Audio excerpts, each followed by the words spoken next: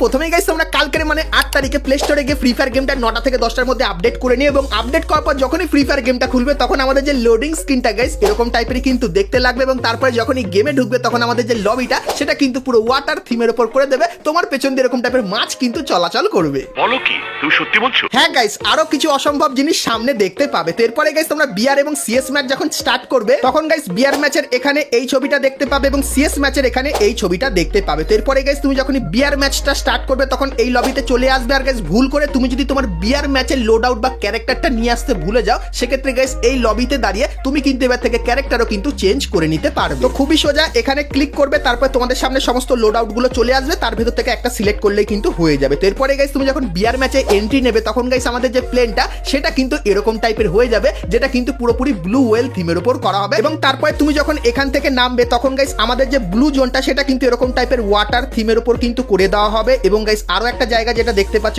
এই জায়গায় গাইস তুমি যদি যাও সেক্ষেত্রে তুমি কিন্তু জলের ভেতরে চলে যাবে আর জলের ভেতরে গিয়ে কিন্তু সার্ভাইভও করে নিতে পারবে, যেটা এই প্রথমবার হবে। তারপরে গাইস ম্যাচের অনেক জায়গায় এই জিনিসটা তোমরা দেখতে পাবে যেখানে গিয়ে তুমি যদি মাছ ধরো সেক্ষেত্রে তুমি কিন্তু কিছু এক্সট্রা বেনিফিট পেয়ে যাবে এবং গাইস যে মাছগুলো তুমি ধরবে সেই মাছগুলো কিন্তু পুরো ম্যাচ চলাকালীন তোমার পেছনে কিন্তু এরকম টাইপের ঘুরবে। তারপরে গাইস বিআর ম্যাচের ইয়ার ড্রপের বদলে এই জিনিসটা দেখতে পাবে যেখানে গাইস তুমি যদি চার্জ করো সেক্ষেত্রে এই বেলুনটা কিন্তু ফুলবে এবং শেষে গিয়ে একদম ব্লাস্ট হয়ে এর ভেতরে যে আইটেমগুলো আছে সেগুলো কিন্তু নিয়ে নিতে পারবে। তারপরে গাইস বিআর ম্যাচের নতুন ওয়াটার বন্দুকটা কিন্তু দেখতে পাবে যেটা কিন্তু সত্যি খুবই পাওয়ারফুল হবে এবং গাইস M887 এই স্কিনটাও দেখতে পাবে যার ভেতরে ওয়াটার থিম কিন্তু থাকবে। তার সঙ্গে গাইস আপকামিং সময় আমাদের যে ফ্যাক্টরিটা আছে এটা কিন্তু পরিবর্তন করে দেওয়া হবে এবং ফ্যাক্টরির বদলে তোমরা এই যে ফুটবল গ্রাউন্ডটা দেখতে পাচ্ছ, তো এই ফুটবল গ্রাউন্ডটা কিন্তু ফ্যাক্টরির বদলে তোমরা আপকামিং সময় কিন্তু দেখতে পাবে, যেটা কিন্তু দেখতে ঠিক এরকম টাইপেরই হবে। তো এরপরে গাইস তোমাদেরকে একটা নতুন পেটের ব্যাপারও বলে দিই যার নাম কিন্তু হবে পাইরো। আর গাইস এই পেটটা কিন্তু তোমার প্রোফাইলে এরকম টাইপেরই থাকবে আর গাইস এই পেটটা কিন্তু কখনো কখনো ঘুমিয়ে পড়বে আবার কখনো কখনো কিন্তু লাফালাফি করবে।